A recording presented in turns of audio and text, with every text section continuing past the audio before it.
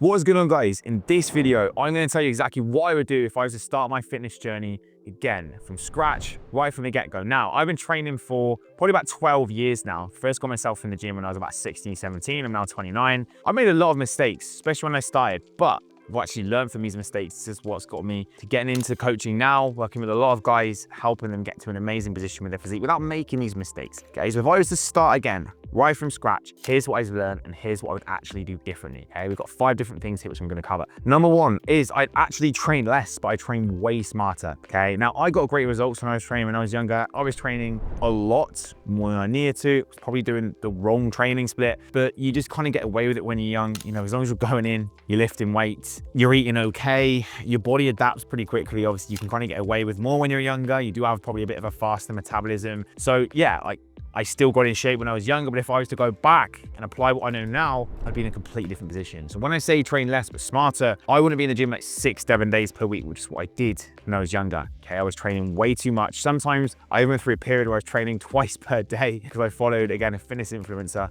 that was training twice per day. He was quite clearly enhanced now when I look back with my older brain, and I can see that he's taken a lot of steroids, and so no wonder why he can train twice per day, because he recovers 10 times quicker than I ever would.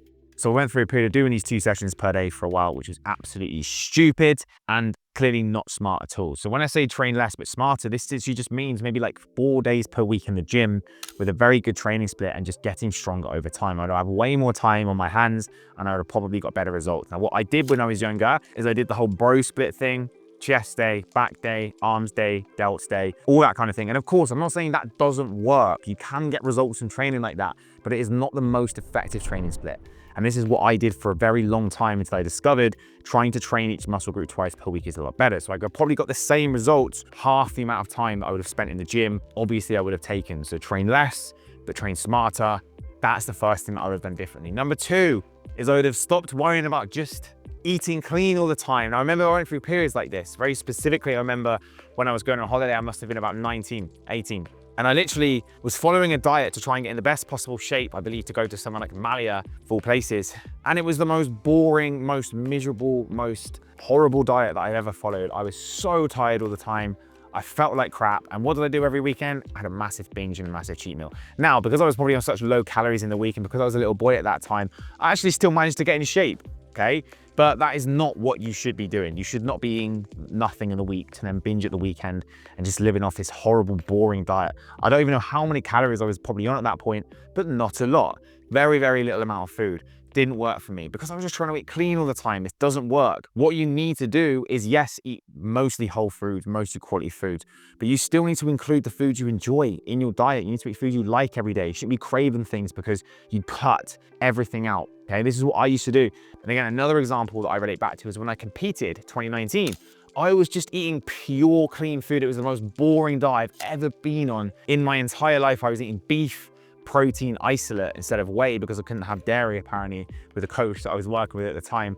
And I'm not even lactose intolerant, so I don't know what his theory was on that. So much other stuff as well. It's a boring, horrible diet. And what happened is when I got to the end of that 12 weeks, yes, I was in good shape, but I binged so badly afterwards, pretty much gave myself an eating disorder because I just ate clean for 12 weeks. I didn't eat any crap. And then I just literally completely like threw it all away afterwards and gained all the weight back. So what you need to do instead is, yes, eat clean, but make room for food you actually enjoy in your diet as well. This is really, really important. And eating clean does not guarantee fat loss, okay? You can eat clean foods, still not lose fat. You might not be in a calorie deficit, which most likely what happens is people eat clean foods in the week and they just overeat at the weekend. They're not in a calorie deficit. So eat clean most of the time. Yes, clean foods are good, but make sure you actually include the food you enjoy in your diet as well. If that's a bit of processed junk, absolutely fine. It's not gonna make you fat. Number 3 is track what actually matters. Now, I didn't really track any of these things for a long, long time. I didn't really have a clue what any of these things meant. Now I'm very aware of mainly just these 4 things, okay? You can track everything under the sun, which I just don't recommend for most people. It gets super confusing and it just gives you all these different numbers. You can start tracking how big your chest is, how big your bicep is. You can track your HRV, see how stressed you are. And I'm not saying you shouldn't do these things. Of course, some people are very like data-driven people, right? They like to see numbers to know where they're at. But most of us guys, we don't need to do this shit, okay?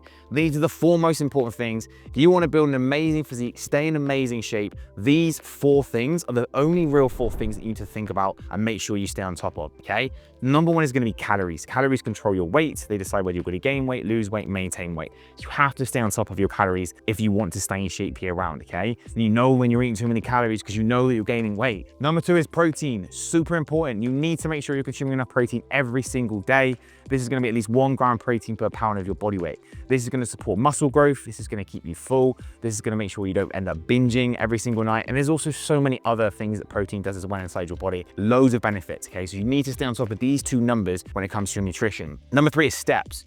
You need to make sure you move around enough, okay? This is gonna keep you lean, it's gonna help you lose fat. Steps are so important. You need to be aiming for at least 10 to 12,000 steps, I think, every day. You can probably get away with a little bit less, but trust me, it makes it a lot easier in the long run if you're moving around more. I did not focus on my steps for such a long time. I was one of those cardio guys doing all this cardio, and it was just so boring, so repetitive. And again, you know, back then I may have had more time because I wasn't doing what I'm doing now, but I just didn't need to do that. If I just stayed on top of my step target each day, I would have saved myself so much time. Number 4, guys, is sleep. You should be monitoring your sleep. You should be aiming for at least 8 hours a night. You probably get away with a little bit less, but ideally we push towards that 8-hour mark. You're gonna feel so much better. So I do now not track my sleep in terms of looking at all the different data, but I just make sure that, like, you know, from setting my alarm from when I go to bed, that I'm trying to get enough sleep in, because if you have poor sleep, it really does catch up on you. And over time, you feel like shit. You actually lose muscle. You don't have a lot of energy. You lose motivation. Your testosterone levels tank, and everything goes down the toilet. So having good sleep is so important. Cannot out hustle yourself, okay? You need good sleep. Number 4 is reverse diet properly. Now, I messed this up again when I did a competition, 2019, gained a ton of weight after I finished competing, and ruined all the hard work within literally 2 weeks from a 12-week prep. Why was that? Because I didn't reverse diet properly. I didn't have a clue what reverse dieting was. I just binged after with no strategy on terms of what I should have been doing. What I should have done is what we do with our clients now, is go from being lean, being in shape, in a calorie deficit, to slowly increasing calories up to the point where we're kind of, you know, working with our body. We're building our metabolism nice and slow. And we're getting our body used to being at a new set point, okay? A new set point where our body feels comfortable, feels like it's stable again in terms of the amount of output that it's doing each day compared with the amount of calories that are coming in, okay? We want to find that maintenance, okay? That kind of equilibrium as to where we're not gaining weight, we're not losing weight, and our body is settled again at a new weight.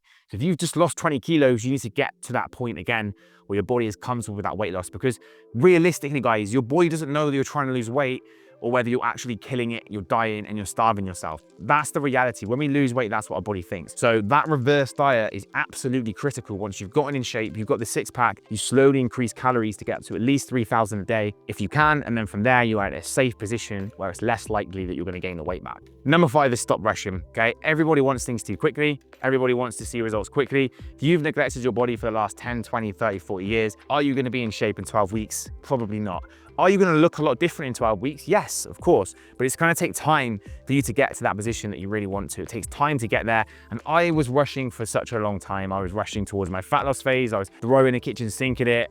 I wasn't consistent. I wanted results too quick. And then I learned about delayed gratification. I learned about patience. I got disciplined, and from there, I stopped rushing my fat loss journey. I stopped rushing it in general. And of course, that's when my results started to explode. So these 5 things, guys, these are exactly what I would do if I was to start again. I would implement these exact things here.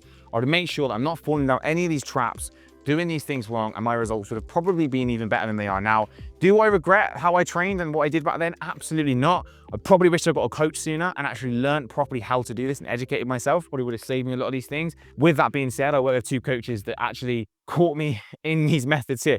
2 coaches I work with, which sometimes kind of summarize the standard of coaching these days, or back then, is I was actually doing these things, working with those coaches, and they were telling me that this is the right thing to do. This is why you need to be very careful when it comes to picking your coach, because you can still actually do the wrong shit and get guidance and get a coach. But that's a topic for another video, you know, how to pick your coach and all that kind of thing. But anyway, guys, I hope you found this video useful. If you have, make sure you smash the like button, make sure you subscribe for future videos, and I'm going to catch you in the next video.